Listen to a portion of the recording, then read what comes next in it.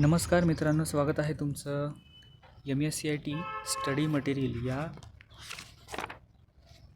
चॅनलमध्ये. आज आपण प्रकरण दुसरं म्हणजेच चॅप्टर दुसरा इंटरनेट, वेब आणि इलेक्ट्रॉनिक कॉमर्स या MSCITच्या दुसऱ्या चॅप्टरचे आपण महत्त्वाचे MCQ या ठिकाणी आपण पाहणार आहोत. तर पहिला प्रश्न आहे, जगभरातील कॉम्प्युटर्सना जोडणारे नेटवर्क हे आहे. ऑप्शन आहे ARPANET, ऑप्शन दुसरा आहे LAN, ऑप्शन तिसरा आहे इंटरनेट आणि ऑप्शन चौथा आहे वेब या ठिकाणी. तर या प्रश्नाचं बरोबर उत्तर आहे इंटरनेट. जगभरातल्या सगळ्या कॉम्प्युटरला जोडणारं नेटवर्क हे इंटरनेट आहे. प्रश्न दुसरा आहे, कम्प्युटर्समध्ये डेटाची देवाणघेवाण करणाऱ्या नियमांना असे म्हटले जाते. ऑप्शन पहिला आहे DSL, ऑप्शन दुसरा आहे वेब, ऑप्शन तिसरा आहे प्रोटोकॉल्स आणि ऑप्शन चौथा आहे WWW आणि याचं बरोबर उत्तर आहे प्रोटोकॉल्स. कम्प्युटरमध्ये डेटाची देवाणघेवाण करण्यासाठी प्रोटोकॉल्स वापरलं जातं. देवाणघेवाण करण्यासाठी यालाच आपण प्रोटोकॉल्स असं म्हटलं जातं. तर तिसरा प्रश्न आहे, फाईल ट्रान्सफर युटिलिटीज सॉफ्टवेअरचा वापर करून आपण इंटरनेटवरील खास कॉन्फिगर केलेल्या सर्व्हरवरून आपल्या कॉम्प्युटरवर फाईल कॉपी करू शकता. याला काय म्हटलं आहे? तर ऑप्शन आहे डाउनलोडिंग, ऑप्शन दुसरा आहे ब्लॉगिंग, ऑप्शन तिसरा आहे फिल्टरिंग आणि ऑप्शन चौथा आहे अपलोडिंग.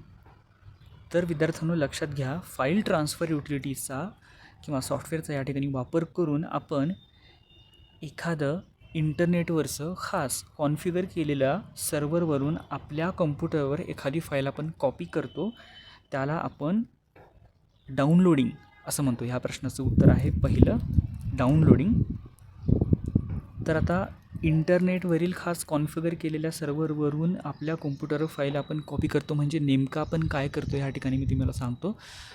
ह्याचं उत्तर आहे, फॉर एक्झाम्पल जर आपण एखादा मूव्हीज जर आपल्याला डाउनलोड करायचा असेल तर आपण त्या वेबसाईटवर जातो आणि त्या ठिकाणी वेबसाईटमध्ये त्या ठिकाणी आपल्याला डाउनलोड नावाचं ऑप्शन येतं. तर त्या ठिकाणची एक फाईल आपण आपल्या कॉम्प्युटरवर कॉपी करतो, यालाच त्या ठिकाणी काय म्हटलं जातं? डाउनलोडिंग असं ह्या ठिकाणी म्हटलं जात असतं. तर चौथा प्रश्न आहे, समान रुची असणाऱ्या व्यक्तींचे समुदाय सामान्यतः फेसबुकचे डॅश डॅश तयार या ठिकाणी करतात. ऑप्शन्स आहेत ग्राहक, ऑप्शन दुसरा आहे पेजेस, ऑप्शन तिसरा आहे गट आणि ऑप्शन चौथा आहे प्रोफाईल. तर या ठिकाणी समान रुची असणाऱ्या व्यक्तींचे समुदाय सामान्यतः या ठिकाणी गट म्हणजेच ग्रुप्स या ठिकाणी तयार करत असतात. तुम्हाला माहिती असेल, आपल्या मित्रांचे मैत्रिणींचे क्लासमधल्या मित्रमैत्रिणींचे या ठिकाणी नोट्स वगैरे शेअर करण्यासाठी तुमचे काही व्हॉट्सअपला किंवा फेसबुकला ग्रुप्स असतात, हे आपल्याला माहितीच आहे. तर या ठिकाणी समान रुची असणाऱ्या व्यक्तींचे समुदाय सामान्यतः फेसबुकचे त्या ठिकाणी गट म्हणजेच ग्रुप तयार करतात.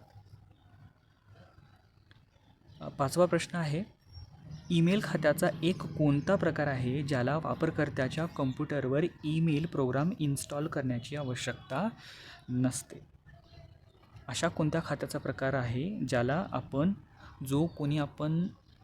कोणाला आपण सेंड करतो आहे मेल, तर त्या ठिकाणी ईमेल प्रोग्राम म्हणजे ईमेलचा जो ॲप्लिकेशन आहे तर ते इन्स्टॉल करण्याची या ठिकाणी आवश्यकता नसते असं ह्या ठिकाणी सांगितलेलं आहे आपल्याला. तर त्याच्यातला पहिला ऑप्शन आहे ब्लॉग बेस्ड, दुसरा ऑप्शन आहे युटिलिटी बेस्ड, त्याच्यानंतर तिसरा आहे क्लायंट बेस्ड आणि चौथा आहे वेब बेस्ड. तर या ठिकाणी या पाचव्या प्रश्नाचं उत्तर आहे म्हणजेच वेब बेस्ड. सहावा प्रश्न आहे, सर्वाधिक लोकप्रिय मायक्रो व्लॉगिंग साईट कोणती आहे?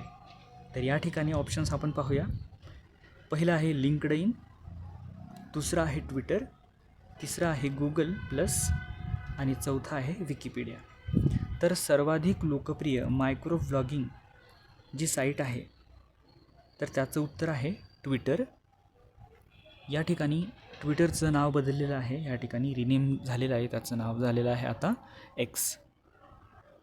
सो या ठिकाणी सर्वाधिक लोकप्रिय अशी मायक्रो व्लॉगिंग साईट जी आहे ही ट्विटर किंवा त्याला आपण एक्स ह्या ठिकाणी म्हणू शकतो.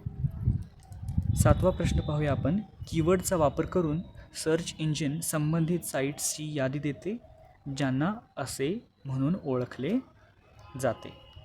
तर आपण ऑप्शन्स पाहूया.